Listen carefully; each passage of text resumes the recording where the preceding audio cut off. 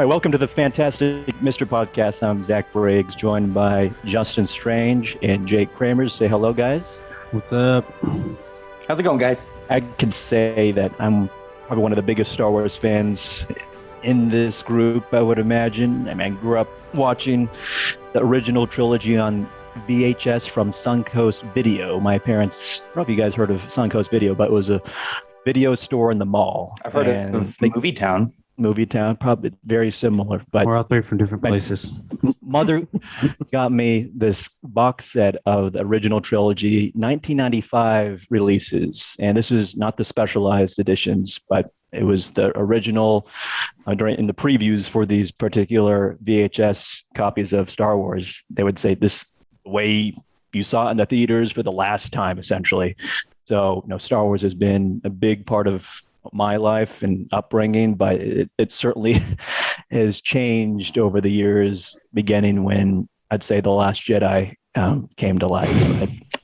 That's another story for another time. What do you guys? Terrible story for another time. How did you guys get into Star Wars? So first of all, let me just go ahead and tell everybody that we're talking about Obi-Wan Kenobi. That's what Zach's talking about Star Wars. I will agree, Zach, that you are probably a bigger Star Wars fan than I am, but I do really love Star Wars. Not as much as Harry Potter. And I even like the prequels. I don't care what anybody says. I enjoy them. You're old enough to remember them in the theaters, I would imagine. So I remember when they came out, but I wasn't a big Star Wars fan then. Like, I didn't become a Star Wars fan until I was probably like 25 or 26 years old. And so my friends were like, let's watch Star Wars. And I was like, okay, I've never seen them. And so we rented them. They weren't on Netflix, the streaming site, but we had to rent them from Netflix, the DVD mail-in. So we rented them all. And they were like, okay, how do you want to watch it? Do you want to do the... I can't believe that you saw it so late. Well, I was really close-minded as a kid. So like I didn't watch, like, if it was funny, I would like it. If it was superhero, I'd like it. But other than that, I didn't care for it. But like stuff like, Lord of the Rings and Star Wars, I wasn't interested because I was that's nerd stuff. It was more like, I don't know what that is. I don't understand it and I don't want to. And now I'm like, give me all the Star Wars, Recently, I've been thinking about starting to read some of the books. And so we watched them in chronological order in the timeline instead of, because they asked me if I wanted to watch it, the originals. And they left that up to you? They shouldn't have left that up to you. They left it up to me, I guess, because I'd never seen them. So I was like, okay, let's watch them, 1, 2, 3, 4, 5, 6. But at that point, I'm sure you already knew about Darth Vader. So it wasn't like you were spoiled. Right. Yes, you're talking about, yes, the twist.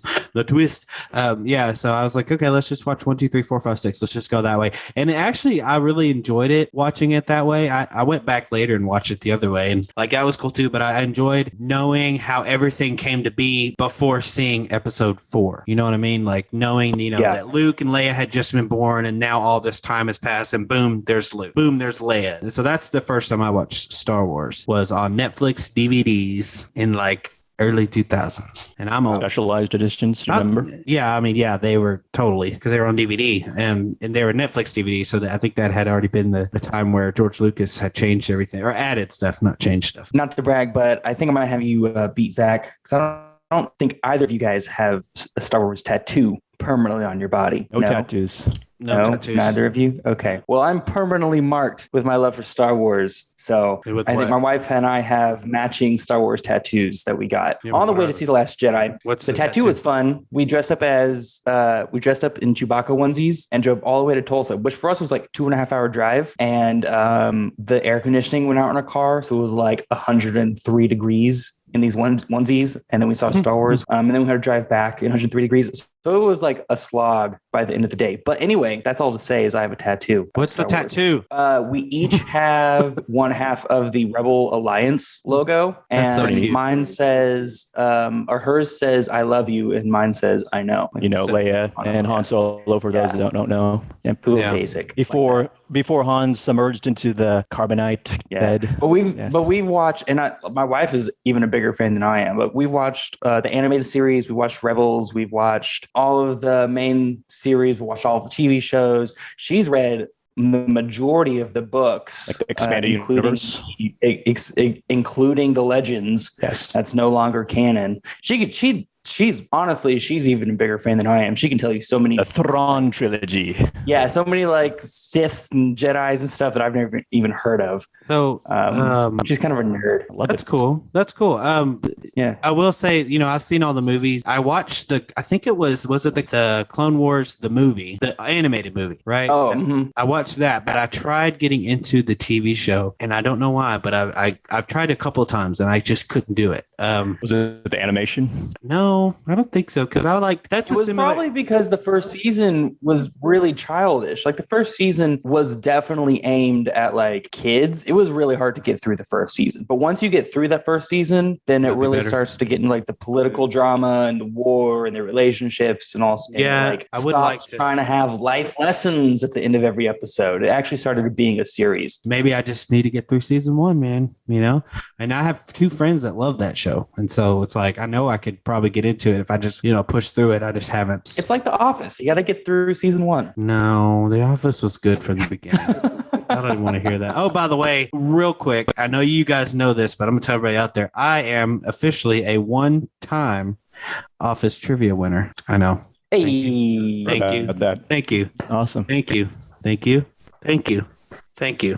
Thank you. Hang on, guys. The listeners are applauding. You just can't hear them.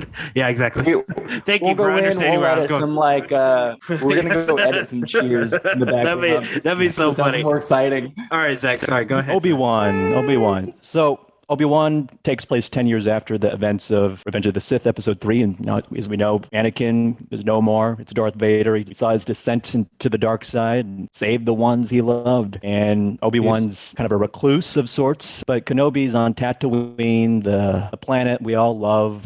Arguably, we see too much of it in Star Wars these days. But I feel like it's just a nice, cheap location to... Yeah, go to the desert. That's all you got to do. But yeah, Kenobi, he has a couple children to kind of look after from afar, Luke and Leia. There's some dark underlings going on. The Grand Inquisitor and his many henchmen and women, Reva being the main one. And then we have Vader, who has his mission to find his old master, Obi-Wan. Initial thoughts, guys, on this 6-episode series being directed by Deborah Chow, who also directed a couple episodes in The Mandalorian. I really enjoyed it. The whole thing. Like, I like, the Grand Inquisitor coming, live action, which I know originally was animated and I didn't actually see that, but I knew he was, it's kind of like, what's her face? Anakin's apprentice in the Clone Wars. Okay. Yeah. Her coming, live action years later and all that. That was really cool. And it was just, it's cool to see when they take something that is originally animated and bring it into the live action world. That's really neat. And then on top of that, the third sister who I recognized from the game Jedi Fallen Order with the second sister, they almost have the same uniform, except in Fallen Order, she has like a helmet that she wears, but I recognize that. And I thought that was really cool too. And of course, they brought back Darth Vader, which I thought was, and on top of that, not Anakin, but Hayden Christensen, which I thought was really nice. I don't real quick. Here's what I think about Hayden Christensen playing Anakin Skywalker. Okay. I'm going to go ahead and say, pardon my French here, but Hayden Christensen is good at acting like a little bitch. Okay. He's good at acting like a child. And you know what I mean? And that's what Anakin was doing in the prequels. He was acting like a child. He's, letting his hatred get the best of him, getting upset because he thought that Obi-Wan didn't take him seriously and all this stuff. He was acting like a child. And there's another movie I saw with him in it called 7 Minutes in Heaven, where he dies. His character dies and goes to heaven for 7 minutes, but it's brought back. And the whole time he's complaining as, why did God do this to me? I can't believe God did this. And I'm like, man, they found the perfect person to play this role because he can play a little kid, a whiner really, really well. And so I was like, I don't understand why Hayden Christensen gets so much crap for his part. I don't really know where I was going with this. Because they brought him back, and I was really excited to find out, not only that Ewan McGregor was coming back, but also Hayden Christensen. I was really excited for that. And then of course James, kind of very special to see them. James Earl Jones coming back as well. I thought was awesome. Well, not exactly. Yeah, he came back. James Earl Jones he didn't really come back. His voice came back. Yeah, that's what I mean. That's the only way he's ever been in Star Wars. No, I'm saying he didn't actually voice any of the lines. They used an AI synthesizer They use an AI synthesizer I read to different replicate things on that. his voice. Yeah, I read that he returned. They credited him, but I don't think they actually recorded lines. I don't think he actually recorded lines. And if I'm wrong, I'm wrong, but that's what I've read. Regardless, you could tell the modulation was trying to reflect that of the original trilogy and his performance in Revenge of the Sith. I mean, there's definitely, whether he recorded or not, I mean, they definitely touched it up. I mean, if you remember Rogue One, one of the most glaring, disappointing things is when the first words that come out of Vader's mouth, and he sounds like something with the modulation. Like the audio engineers didn't add enough effects, I guess, because it sounded like at points to me like it was an old alien James Earl Jones. And he is old. He's like in his 80s. But in the Kenobi series, he sounds like he did in Revenge of the Sith or any of, and I'd say Return of the Jedi. And I have printed out forums analyzing the voice differences of Darth Vader. I mean, that's intense. You would. Audio is something I very much pay attention to. And despite some of the choices with Vader in the series, I really enjoyed hearing what I believe to be as James Earl Jones. Despite the choices with Vader in this series, go into that. I just had some issues with some of the motivations that Vader had to keep on chasing Obi-Wan and then playing with him and then deciding to let him go. And when his mission was to destroy him ultimately. Like I think one of the episodes toward the end when Obi-Wan and Vader have that duel and then Vader throws him into the fire, Obi-Wan, but doesn't finish him. He just wants to make him suffer. And there are multiple opportunities for him to end it then and there, but I just thought it was kind of certainly plot convenience just to extend the series. So there's another episode, because remember in A New Hope, that whole phrase, when I left you, I was but the learner, but now I am the master. There was a reason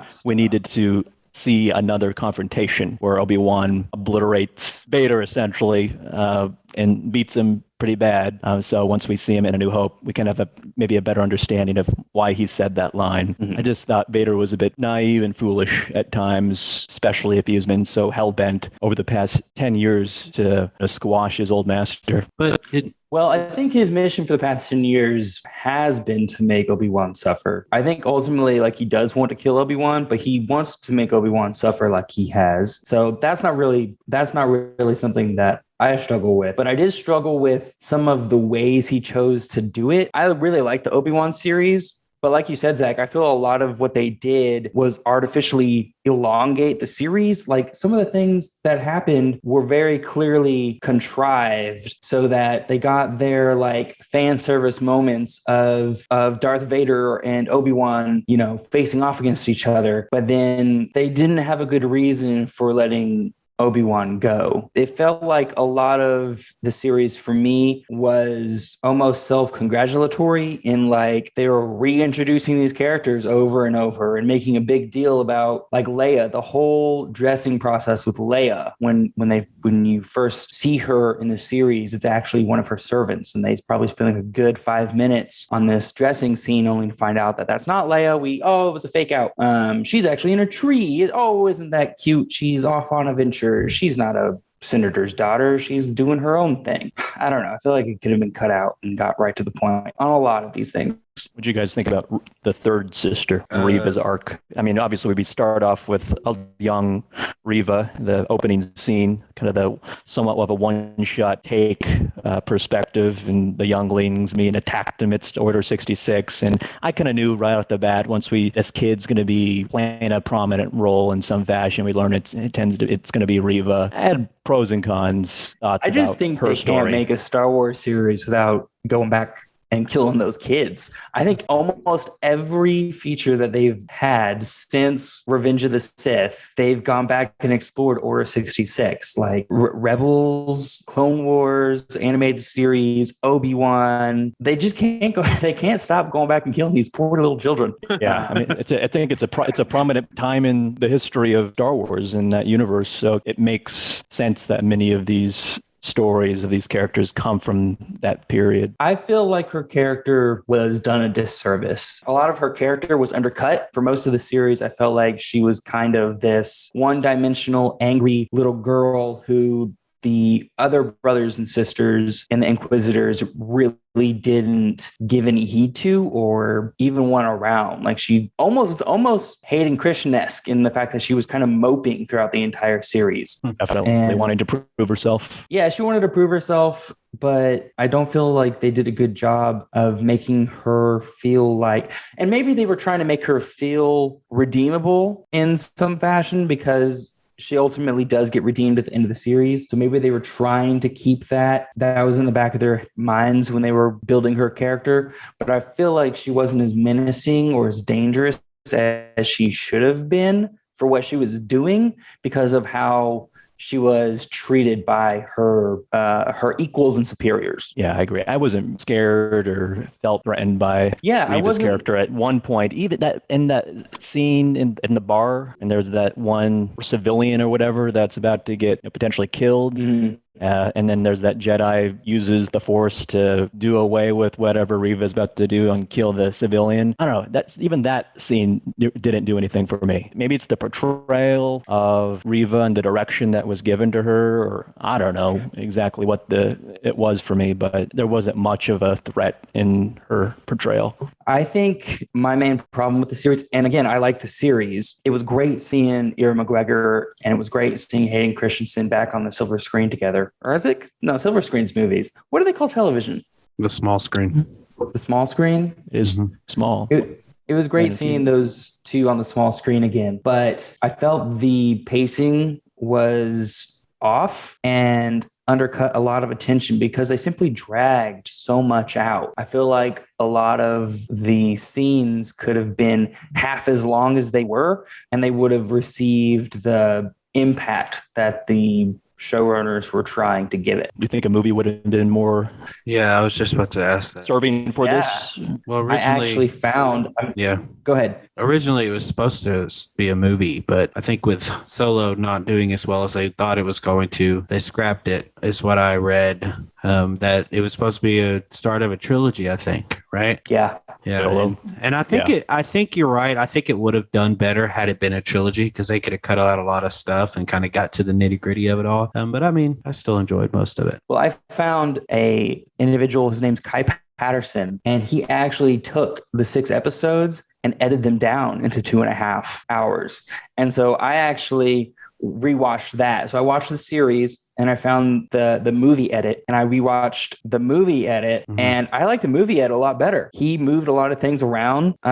Like the biggest changes he did was in episodes 1 and 2, where instead of the Inquisitors coming into town and finding that young Jedi and letting him go, and then the Jedi finds Obi-Wan and begs for help, he switches that all around. The whole movie just starts on Obi-Wan, and then when Obi-Wan comes back from Luke's hut, he's accosted by a mysterious stranger who then turns out to be the Jedi. And then later, the Inquisitors find the Jedi, and it just worked a lot better. The pacing worked better because Obi-Wan warns the young Jedi to leave, to go away. The young Jedi doesn't listen and then pays the price. He moved a lot of things around in the first and second episodes. It just gave the characters better motivation. Another thing that Kai did is he edited out that stupid chase with Leia. You guys know the chase that I'm talking about, where 5 adult men can't chase a little girl because of twigs and bushes. That was the second episode, right? Yeah, he removed that whole thing. So he literally cut it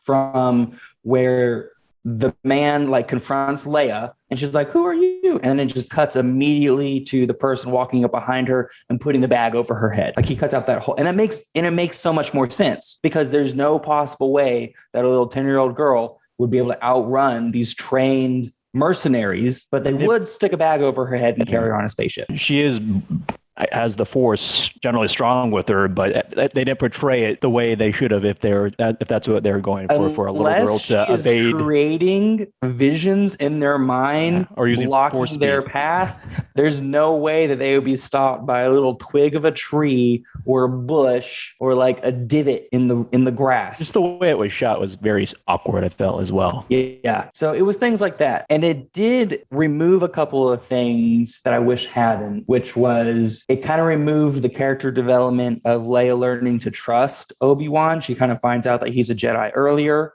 And so she kind of trusts him throughout the whole rooftop chase and she's running away from the bad guys as opposed to running away from Obi-Wan and things like that. But it was really cool. It was cool seeing the series being edited. I think. What do you think about people making their own edits from something like this? I mean, I think it's pretty cool if you have the time and the resources to sit there and go through 6 hour-long episodes of a show and take it and make it into a 2.5 hour movie. Like, that is pretty cool. I mean, I don't have time to do it. It's interesting. Like, I'll take it both ways, like, this is kind of like, when I went to see Ant-Man and the Wasp, I was taking a friend with me who hadn't seen Ant-Man, and I was like, okay, well, here, watch this. It's Ant-Man in 4 minutes, and it kind of gives you the rundown of the first movie, so you can go, and that's kind of what makes me think of, like, for this podcast episode, it would have been nice to have that to refresh my memory on stuff, because I remember most of the show, especially now that we're talking about it, but it would might have been like, oh yeah, this and this and this. So I mean, I think it's interesting. I don't know about it being a quote unquote good call, like nothing's really going to come of it, like they're not going to release it into theaters or anything, but it is a cool idea. Yeah. It is a really cool idea. I like that. And I like the dedication. I like the fans are passionate enough to do something. That's what I'm they saying. care enough about the characters that they want to make it more cohesive. They want to make it better, at least try to. What did you guys think about Obi-Wan? Obviously very rusty and using the Force, then gradually regaining his abilities, especially in the end when he somehow has a bunch of boulders and rocks going uber, I don't know, reminds me of something from Dragon Ball Z, going all at it against Vader, and somehow Vader is not more damaged than he probably should have been. I mean, what are your thoughts on Obi-Wan's evolution, at least in this show, from being this simply utilizing the high ground? I feel like Vader had the high ground at one point. Remember when he plummeted? Yeah, and then Obi-Wan he gave it to Obi-Wan. I mean, what were your thoughts on that whole situation of Obi-Wan? He has this emotional turmoil. He's having nightmares and reflections, memories from the days of Anakin Skywalker being his apprentice. And then when he realizes during one of the episodes when Reva is right there saying, I know you're here, Obi-Wan. And then he realizes that Anakin's still alive. What were your thoughts on all that? That is the one thing that I thought was weird. I just feel like he was a really strong Jedi. And I get it's 10 years, but it's like, you're not that rusty. You can't be, I don't know. I'm not a Jedi. I don't have the Force. I guess I don't really know. Even with all the stuff that happened in the past, it's like, it was kind of weird to me, the way that he had to kind of regain his Force powers and stuff. He just didn't already have them, even though he has maybe has been using them, I guess, in the last 10 years. He hasn't really had to. He's had to be a recluse when it comes to his Force powers, so not to attract that attention in other Force users. That's probably one of the big points, right? Yeah, I just feel like he could have been stronger than he actually started out being. But, whatever. It's why I'm not the one making the TV show. I did think that I thought his reaction when he found out that Anakin was still alive, I thought he did, like, even and all it was just a little like, oh my God, like, holy shit. Facial expressions. I mean, and that's all it was. But I was like, that was so powerful, because he was one thing, I guess he was sure he was dead. He was burned by lava. Like, he's got to be dead. But then it's just all of a sudden he's alive. And I thought probably thinking, I should have just finished him. Dang it. But it's like, I just thought his reaction to that was so, like, on you could just sense the terror, that glands of terror that comes over his face when he hears those words from Reva. I mean, seriously. I kind of felt the anxiety a little bit as a viewer. It was probably one of the best moments in the whole series, I thought. And then fast forwarding to the end, where you see Vader's mask slightly torn up, and you could see actual Hayden Christensen, Anakin, inside the helmet. Did we not get to hear what you thought about his reaction? I was going to say, they did a great job with the voice modulation. I loved how they put James Earl Jones' voice alongside Christian Haydensen's to make that kind of like multi-layered. What did I say? Christian Haydenson. Oh my God. That's the worst one yet. Oh my god. Yeah, but yeah, I like that. That was probably my favorite splicing. part. My favorite part was him with the mask, torn off, had a hole in his mask, and it's just kind of going through all the different modulations of his voice, while he's talking. I thought that was really cool. Like probably the best moment in the whole series. And again, another emotional moment for Obi-Wan, who in a way feels bad, and in a way just probably at that responsible. Point, I think in a way he at that point he kind of realizes, I've no more hope. You're right for this guy. It wasn't my fault. And even walks away. He doesn't say bye Anakin. I think he says bye Vader. He doesn't say Anakin. Hot take. That's a nice little nod. That's Yeah. a nice little nod to A New Hope when during one of the interactions between Obi-Wan and Vader, well, the only interaction is that you're only a master of evil Darth. I think that's what Obi-Wan said in the Kenobi series. I think he said the word Darth, I feel like. Oh, he might have said Darth. I think he said Darth because I was like, what? He says that in A New Hope because in A New Hope, I think back then Darth was probably his real first name. It wasn't just like necessarily a title.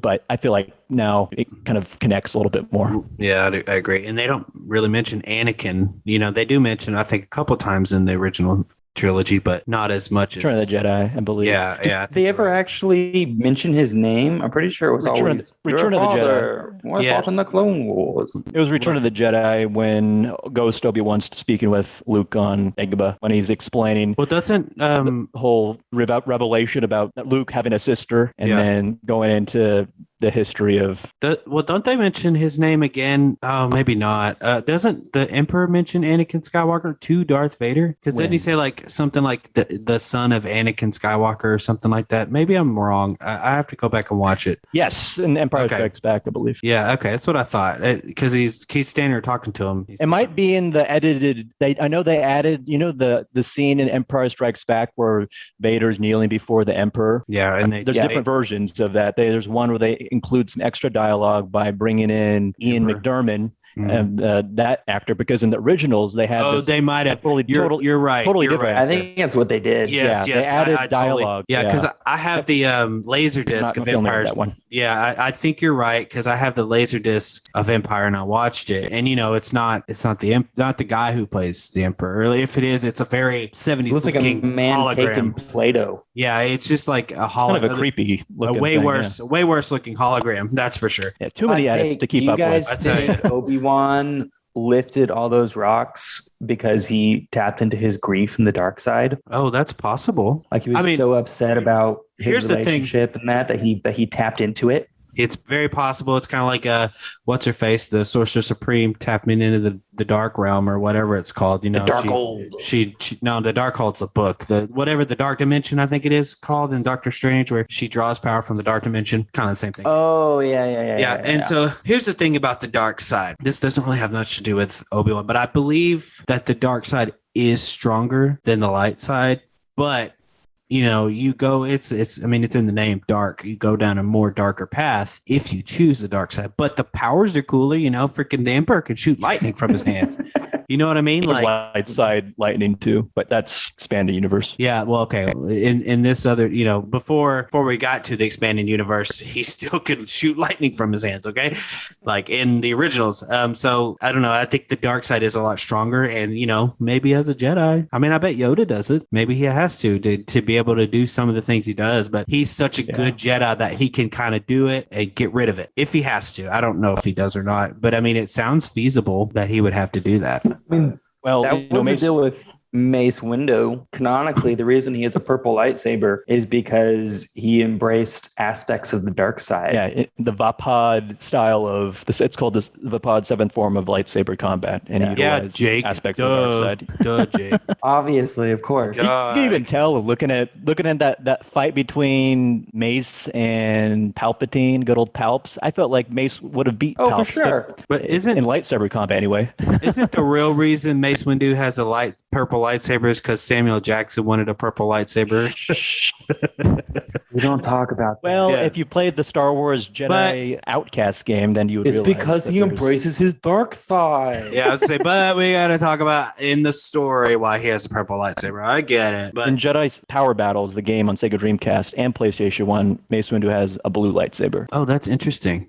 I wonder, is that canon? They just couldn't get the rights. No, this is an episode. This was to purple. They didn't get the rights to purple. episode 2 hadn't come They out couldn't yet. get the rights to purple. The game took place all during episode 1. Oh, well, what do Yeah. you know? Okay. Did he like lose his lightsaber or something? Maybe. Nah, it was always blue. In the comics, it was blue too, before episode 2 and 3. That's interesting. Now it kind of makes me wonder, because you said what he not embraces, but taps into the dark side or embraces the dark side, and that's why. Yeah, he Yes. utilizes aspects. Well, He dang, Mace Windu, utilize it somewhere else. Soaks it all in. You don't need to. Okay, I'm going to utilize the aspects of the dark side to turn my sword purple. It's like, dude, use it for something else. I don't know. I need to rewatch the But prequels it's a again. I bitchin' guess. sword, man.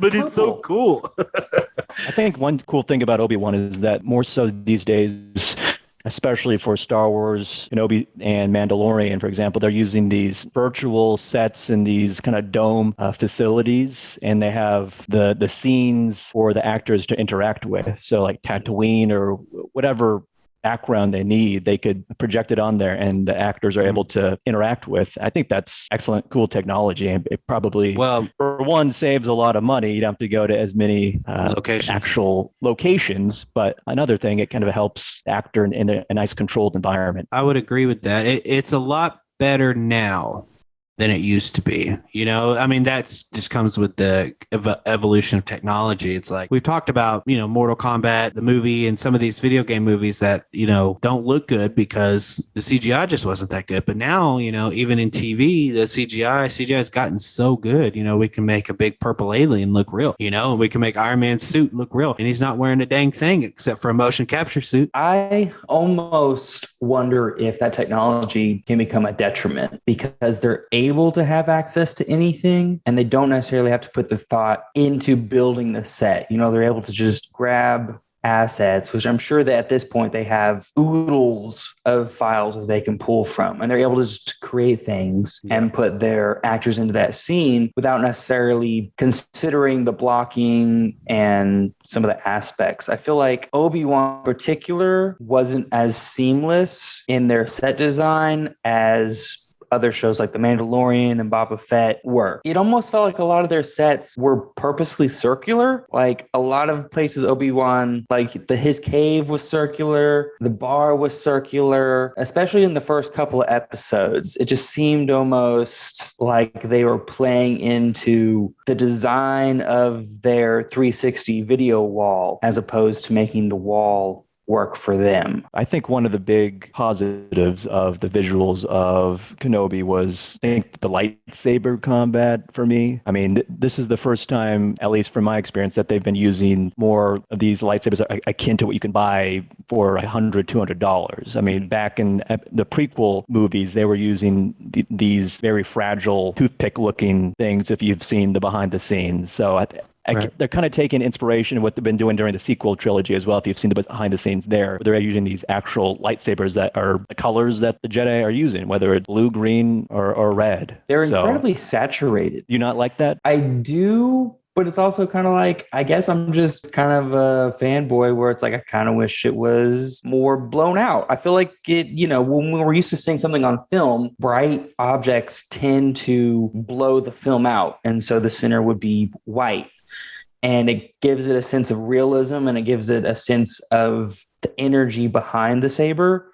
And I feel like with it being so saturated and colored throughout the whole beam, it doesn't feel as powerful to me. I guess. I mean, I get what you're saying. I kind of like it. It gives it more, I don't know, it makes it a little more prominent and it doesn't F with my TV, you know?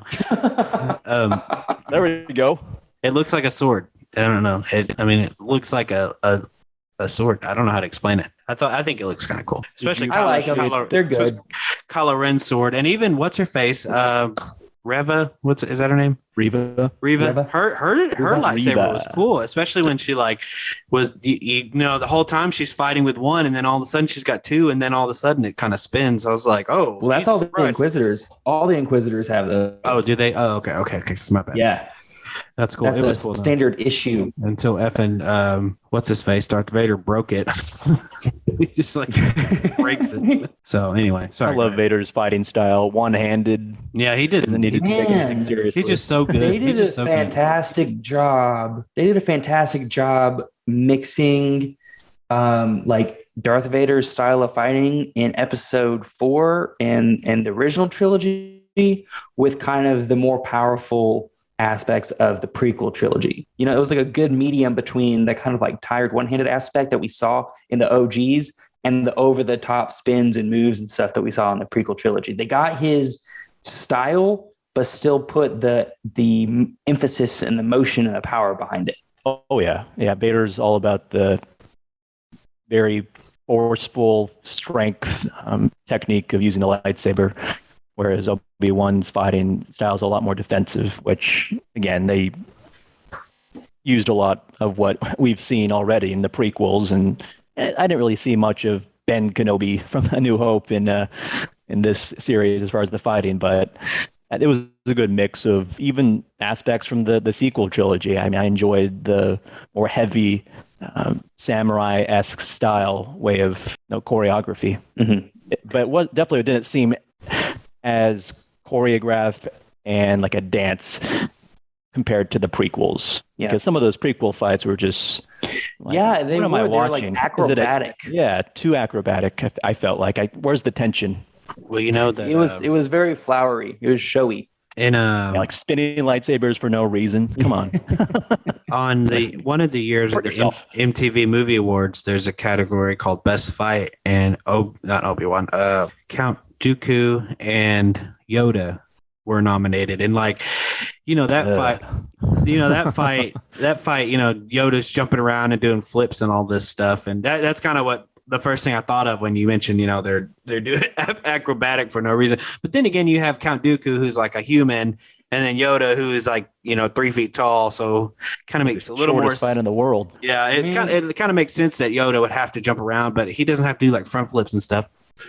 You gotta admit, the first time that you saw that, though, you were freaking out. Oh yeah, I remember the audience clapping and cheering. Absolutely, I'm sure. But a little green guy with a lightsaber. I want to talk about one scene, analyze one scene, the opening sequence, the first scene, the kind of the one take esque. It's Order 66. The Jedi are somehow oblivious to what's happening in the hallways and in the temple, and Jedi being slaughtered, including younglings. I kind of felt like the Jedi are so naive. I mean, they were pretty ignorant, I felt like, in the prequels as it is, but it just felt like, come on, you certainly had to have sensed something happening outside. Were they that close-minded? I mean, seriously, they might not be as powerful as some other Jedi. Canonically, I'm going to push my glasses up here.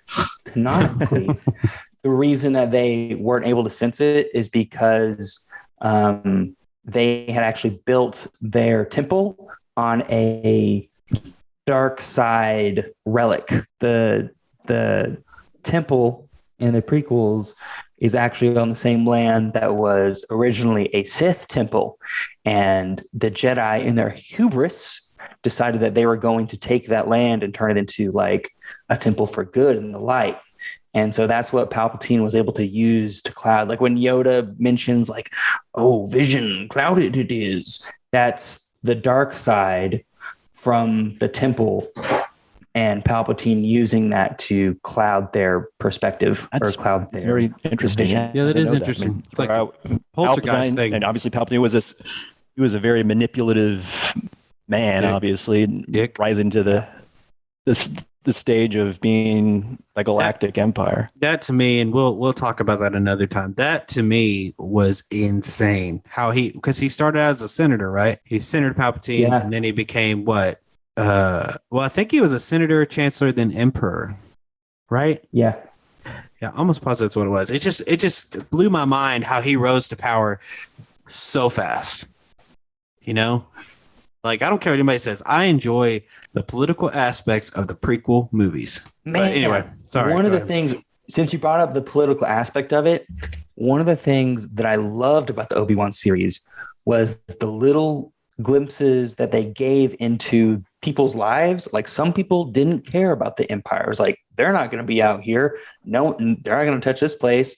And then there were people who thought the Empire was good. There was like the little mole farmer who was nice, friendly, supportive, and then turned out that he was a huge supporter of like essentially Nazism. It was this great description of how people can be what you would think good, friendly, moral people and just buy into terrible, awful things because it might help them, or they've just been, they've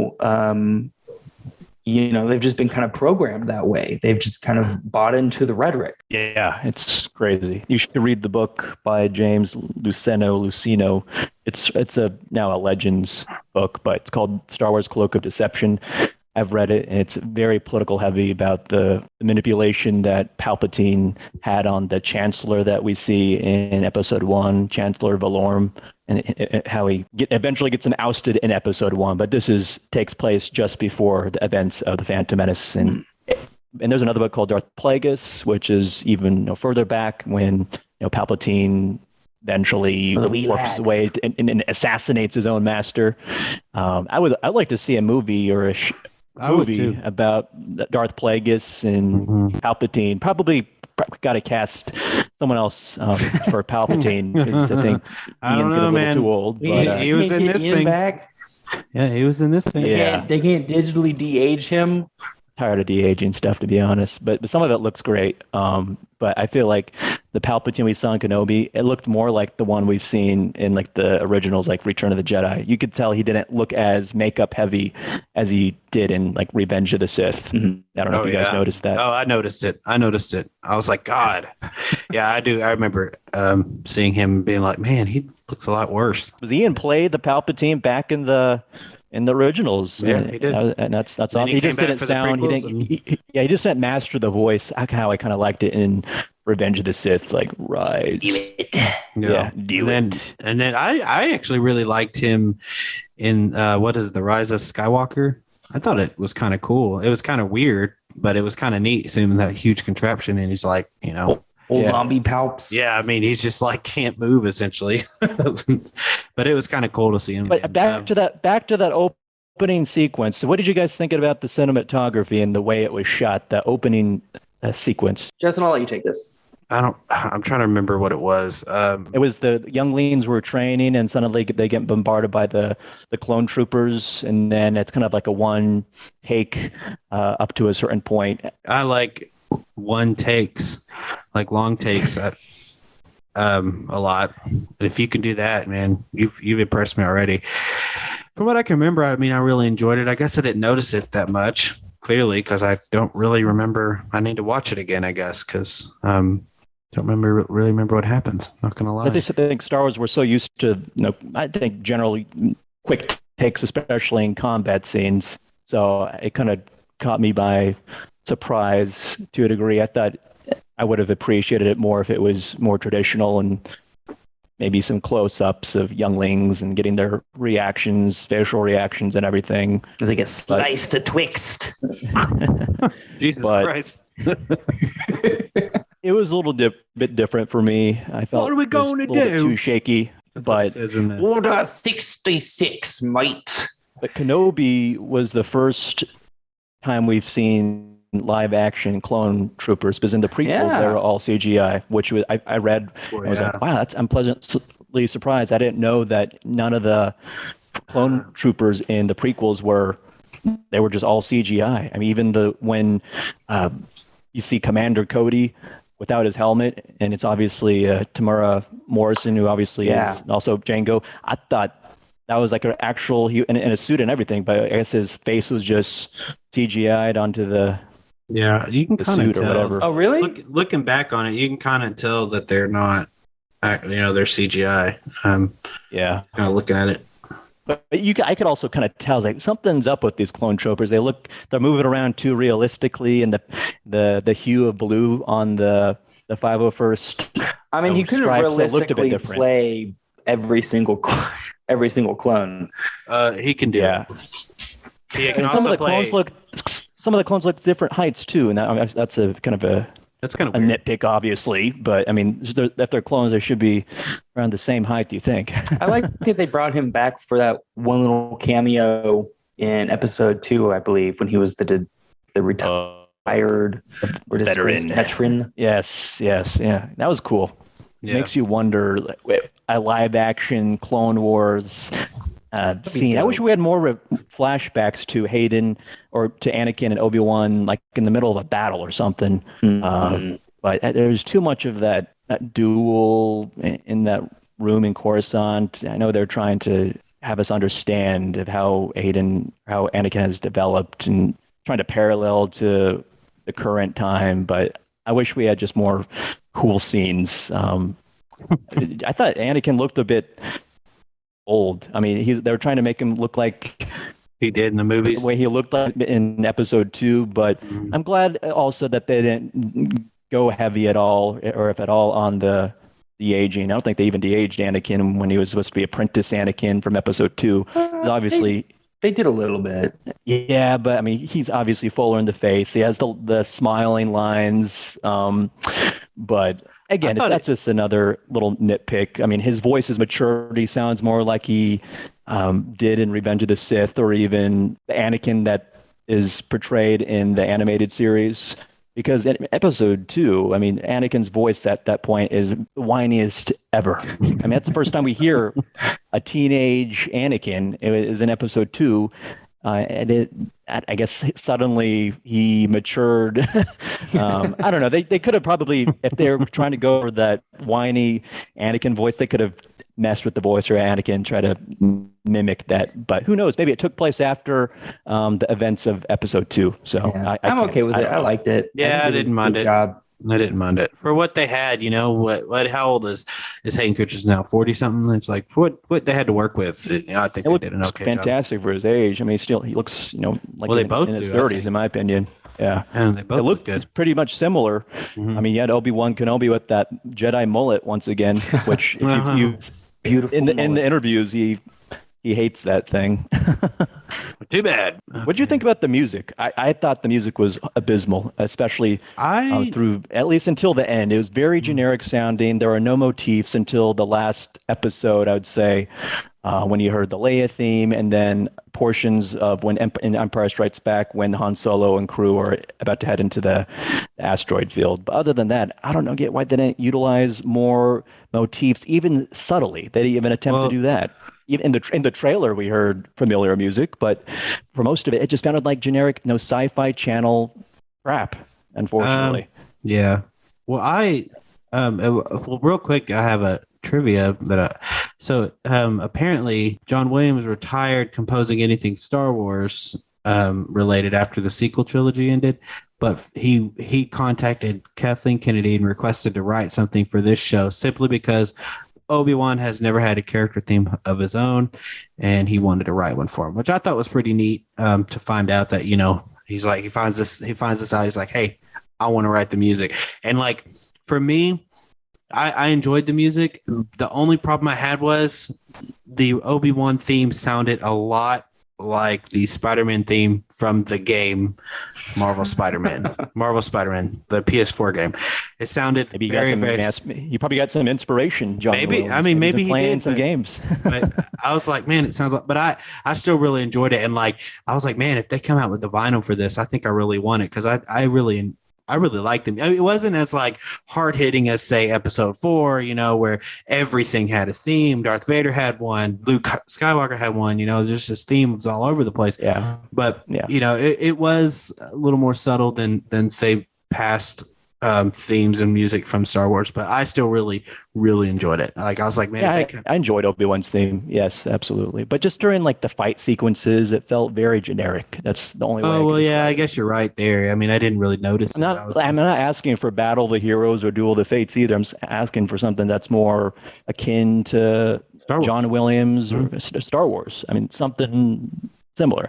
I don't know what they were thinking, to be honest. Yeah, but I think it didn't grab me. I think the majority of this show just lacked a lot of art direction, just overall. I feel like it lacked a lot of direction as opposed to how long it was supposed to be, what they really wanted the narrative to be, with the music, character motivations. I feel like they had originally made this script to be a movie. Yeah. And then realized after Solo that they didn't think that was going to work. And so they turned it into a TV show. And with that, they had to add a whole bunch of extra material to make it fit. And it kind of messed with everything. Like they could have probably done without Reva, to be honest, and focused. I would have just appreciated a series of hermit Obi-Wan and being pursued, and he's still this hermit. Give me the original Grand Inquisitor. I don't care about her rising to power and then deciding to, double cross Darth Vader. Like that didn't bother. Like that wasn't any. Like I want the Inquisitor that's got the face paint. It's like I don't care about this lady. He was kind of shafted in this one, wasn't he? He was. And when he got stabbed, people that spoiler, he dies in Rebels. So I knew he wasn't. Well, hopefully Disney wasn't gonna screw this one up. But thankfully, he came back. He's like, "Hello," and looking over Reva, and he says goodbye. Hello. Does wonders. That's what he does. Yeah, I thought he came across more menacing. I like his very subtle, very calm demeanor. I mean, I would have appreciated him being the main villain to face Obi-Wan. Prolapsed anus. Do y'all want to? I love the Grand Inquisitor. I wish that we saw more of him. Remember, we saw young Reva as a youngling, and she gets attacked in some fashion by Anakin or Darth Vader at this point. What exactly happens to her? Do we know? Are we talking about when she's a kid? Yeah. I just think she hid, man. I don't think she actually got attacked. I think she just hid and saw that it was Anakin doing it. Because we saw that kind of flashback where Anakin's towering over her. So I don't remember that. Maybe it was toward the end. I thought when Reva's contemplating what to do with Luke, whether to attack him or not. And then during that scene at the end, that's when those flashbacks to her and as a youngling and Vader. I thought she did get hurt because she survives because happens again, right? She gets stabbed or something, and then she survives again. And so I thought that was kind of the whole, contrast between the two, or not maybe contrast, the similarities between the two. Like I think she did get hurt somehow, but she ended up surviving. Yeah. I don't think. Meanwhile, Qui-Gon gets stabbed in the stomach as well, and he just gives up. I think. Yeah. I think he wants to become a Force ghost. I believe. Man, I just think it goes to show that Disney doesn't really understand lightsabers. Like Finn, he gets stabbed. Okay, so like the Grand Inquisitor, him getting stabbed in the stomach. Okay, maybe he's an alien. He has internal organs elsewhere. Yeah. Maybe they're in his feet. I don't know. Yeah. But like Reva's a human. That definitely should have killed her. And just stuff that they do with lightsabers, like the very cool scene where Obi-Wan cuts the lights in the interrogation room and then slices through those two guards.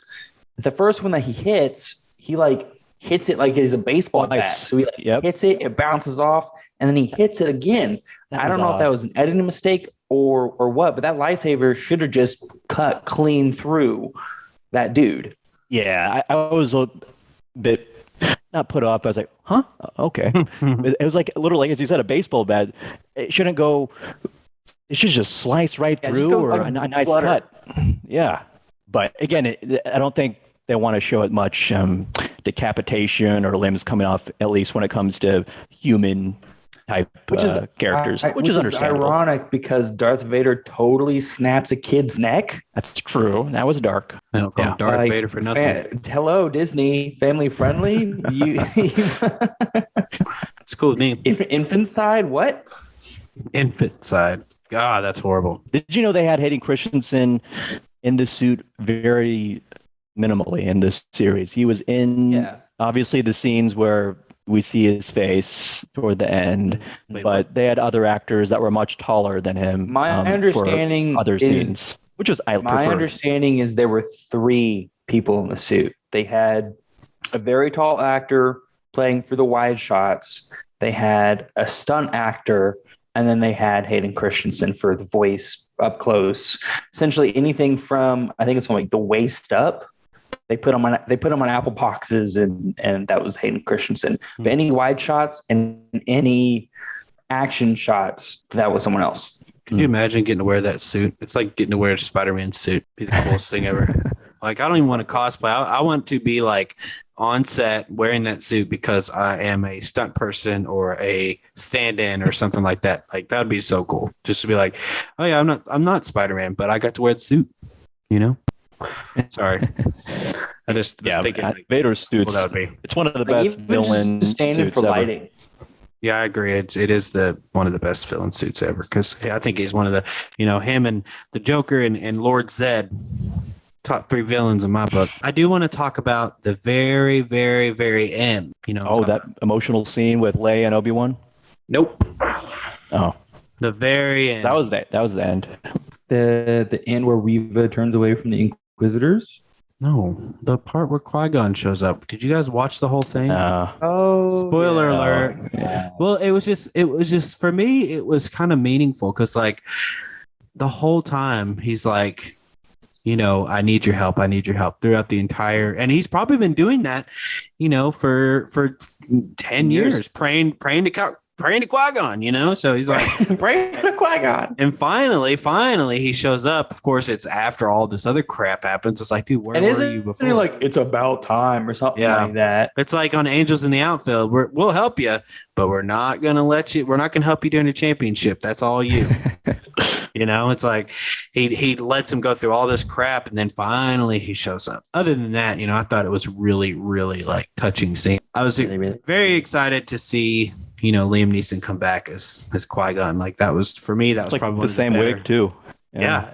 I thought it was one of the better cameos in the entire show. And like, we got Hayden Christensen and whoever else all up in there. And Qui-Gon still had that, kind of sarcastic vibe about him that he had in episode 1. That kind of. And the thing is, it's like he wasn't actually there. He was probably standing in front of a green screen and going, let's go. But then they hologrammed him in. It's like he's not actually there, but it was still kind of neat to see his face in it. And the Emperor too. Like I really when I saw the Emperor, I kind of geeked out a little bit too, because I think he's one of my favorite villains in Star Wars in general. It's like even anything I've done, like in played any villains, in games or anything, Emperor Palpatine, I think is probably one of the. It's just the way he rose to power. He's like, hey, just let me do it, and I will give you power back, and you can, whatever. And then he's like, no, I'm going to keep it, and then he becomes a freaking emperor. Always felt in control. Yeah, it always felt in control. The way he rose to power, and then he stayed in power. After that, it was just Emperor Palpatine all the way. Hashtag for 30 years. Yeah.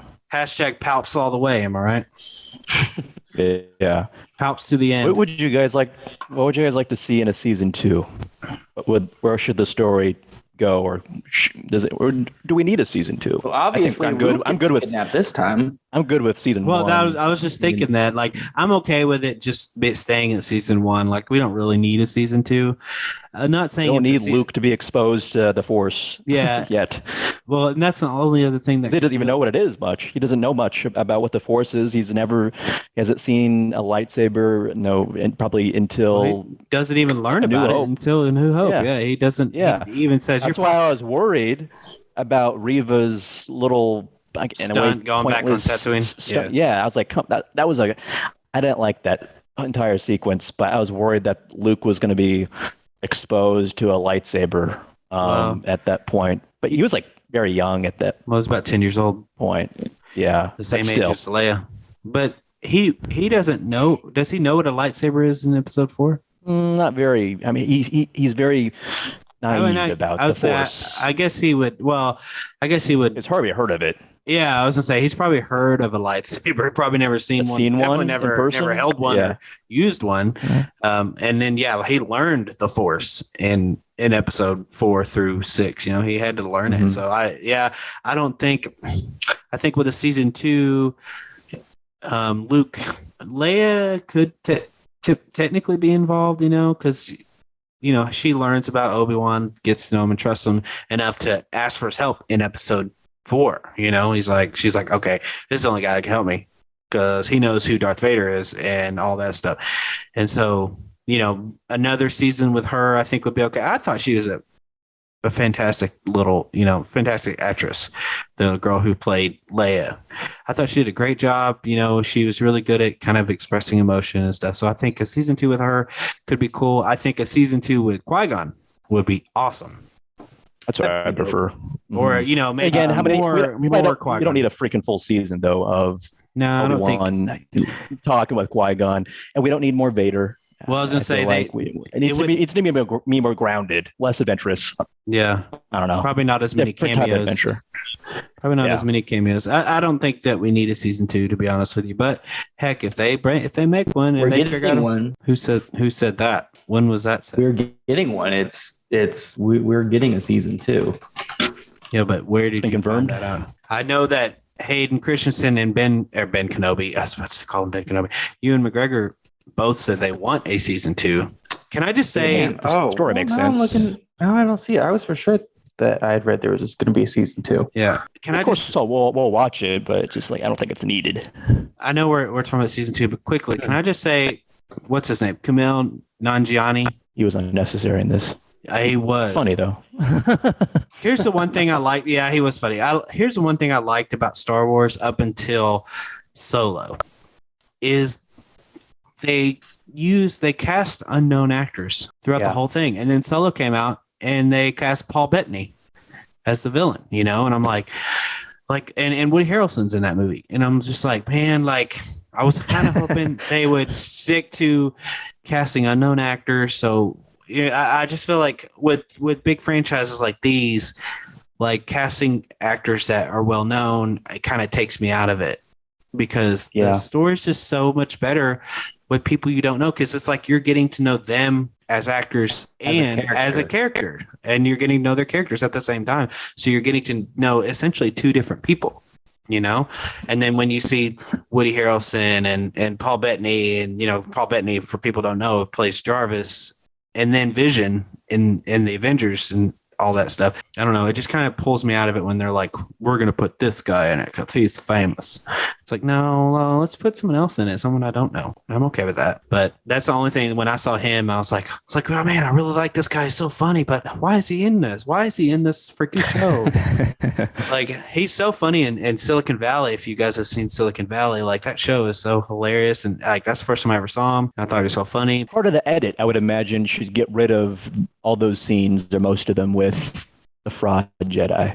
Yeah, the fraud Jedi. I mean, even the scenes where he's supposed to take care of and look after Leia, those could be removed. I mean, I don't think his character's necessary much. What role did he play to provide them a ship to get off the planet? The directions of how to get to this particular ship off. Yeah, I guess there's that slight role. True. Whatever. I mean, he didn't do a bad job. He's a great actor. No, as you said, he fell out of place a little bit, and that humor comes out at during serious moments. Is just tonal whiplash for me. One thing I also like about Star Wars, it's a little more serious than Marvel. But now Disney owns both, and they feel like they both need the same format. And I'm like, no, Star Wars can remain a little more serious, a little more dramatic. Oh, no. And give me comedy and Marvel stuff. I'm okay with that. Action and Marvel. Because Star Wars trilogy, if that comes to fruition, it's going to be so much. Oh yeah, comedy and jokes. I think they forget that Star Wars was originally a space opera.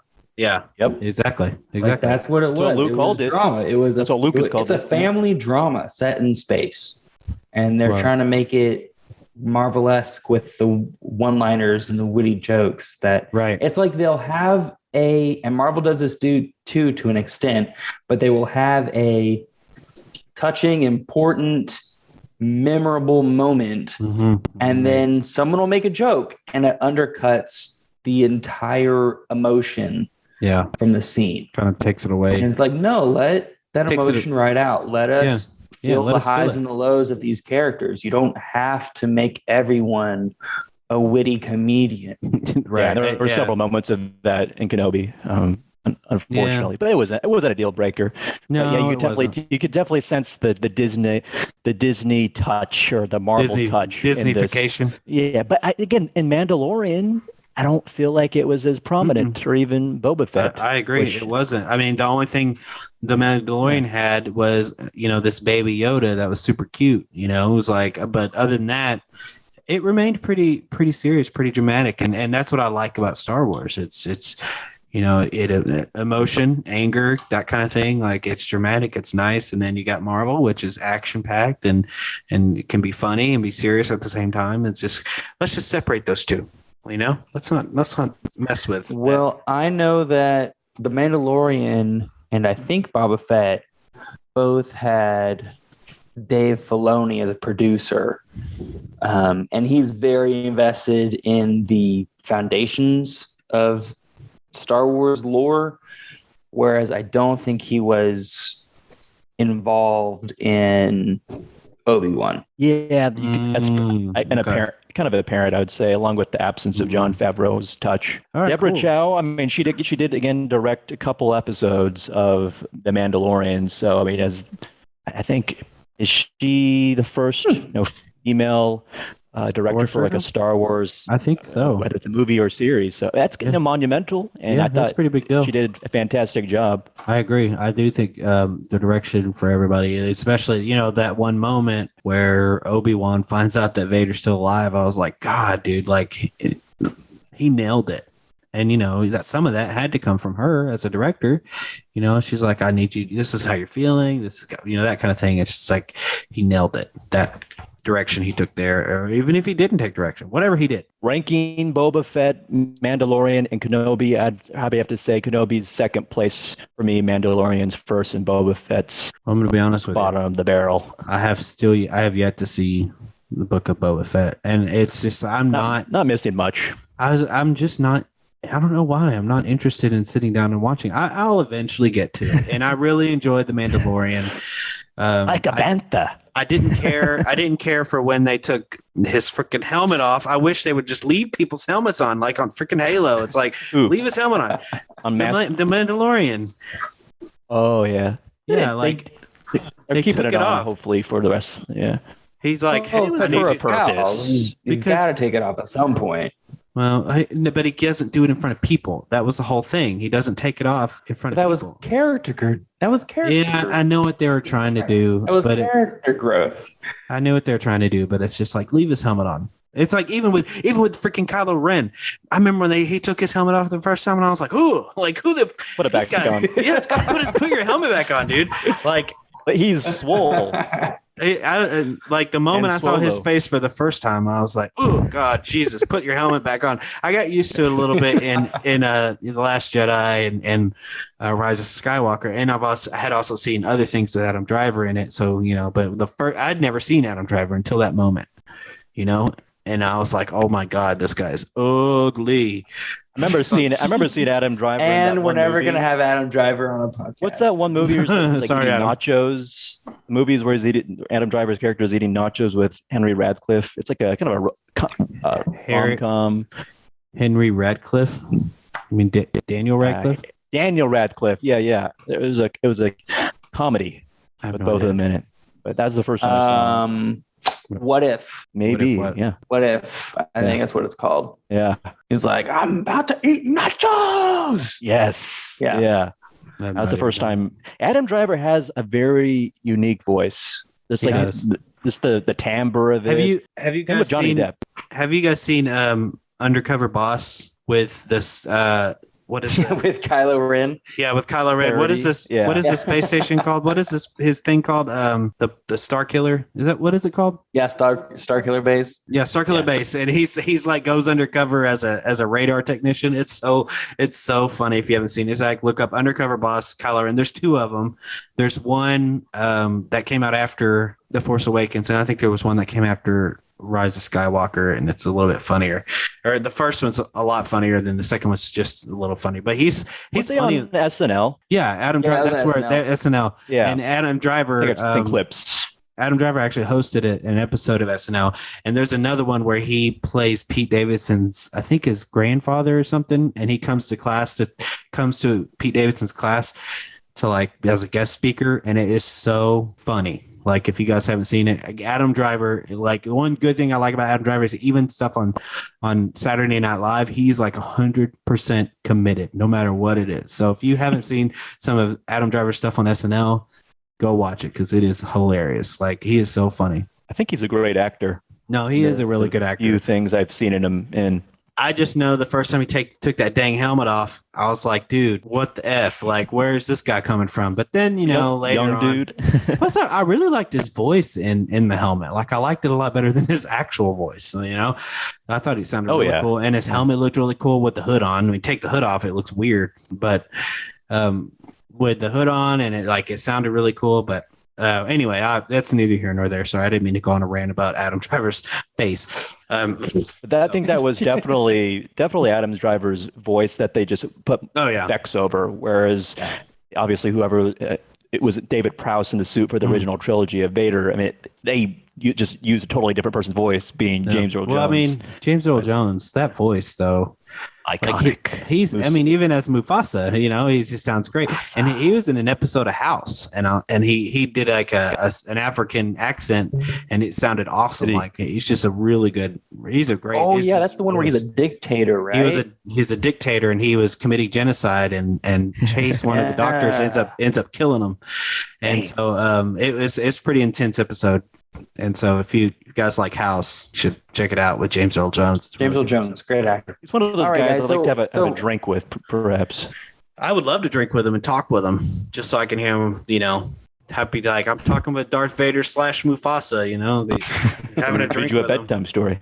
Yeah. Oh my God. A great father figure. Except for I would be like, okay, but you're going to read me Harry Potter. All right, guys. So final thoughts on the Obi-Wan series. What do you think? If I had to put it in a top 3 with the other 2 Star Wars series, it would be Obi-Wan, Mandalorian, and of course Boba Fett. I've never seen it, so I can't really put it in anything higher. So I really was it because you related to Obi-Wan more so? Like that's why you're rating it?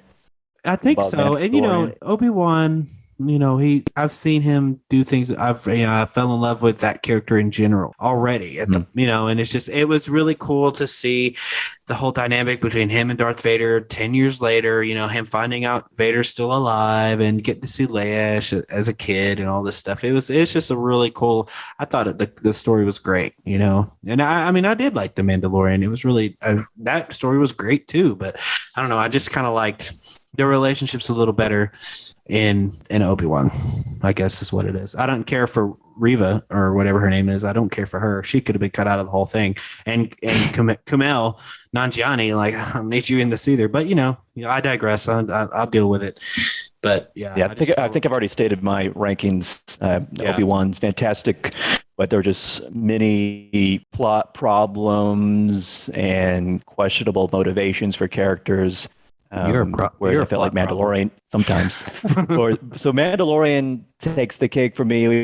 We have had 2 seasons, and I just appreciate more cohesive storytelling. And it felt more cinematic. Zach. It felt more cinematic as well. Yeah, I'm with you, Zach. I like The Mandalorian as number 1. I feel like it has a much more cohesive story. It has a better art direction. But under that, I would put Obi-Wan. Because it's classic characters and I'm invested in the relationship between Obi-Wan and Darth Vader. I wanted to see how that played out. And the 2 of them particularly did a wonderful job portraying emotions and the betrayal and hurt that both of their characters were going through. So, and then I wasn't a huge fan of Boba Fett. So, yeah, I just haven't seen it.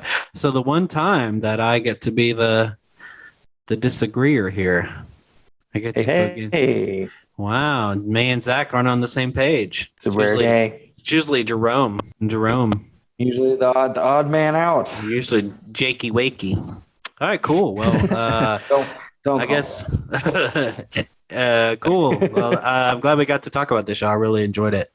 Great show, and I really wanted to try to watch it again for this episode, but I was like, I don't really feel like sitting down and watching another, the same show again for 6 hours. Like, watch the fan edit. yeah, that now that I know this exists, I'll watch that. Like, I think it'd be interesting to watch it, even just as a movie, a filmmaker. Like, I think it'd be cool to see.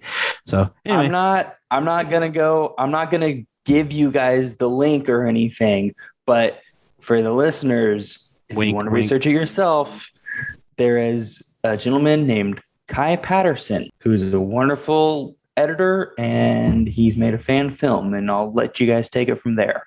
If you're listening, Kai, thank you. Yeah, right. It's a really good edit, Kai. You should come talk to us. You should be on an episode. On that note, thank you very much for listening, everybody. If you want to reach out to us, please hit us up listen to us on Spotify. What is it? Spotify, Apple, Google Podcasts, Amazon Music, and YouTube. And you can, hit us up on Facebook, Twitter, Instagram, and YouTube. Check us out. And we'd love to hear from anybody who has any ideas for episodes. And another thing I thought of, if you have an idea for a movie you would like us to review and talk about, let us know. That's something I thought of the other day. Thought, if maybe there's some movies out there that people want to hear us talk about. I don't know. So if you have any ideas, just hit us up on those social media sites. And we thank you again for listening this week. We will see you guys next week.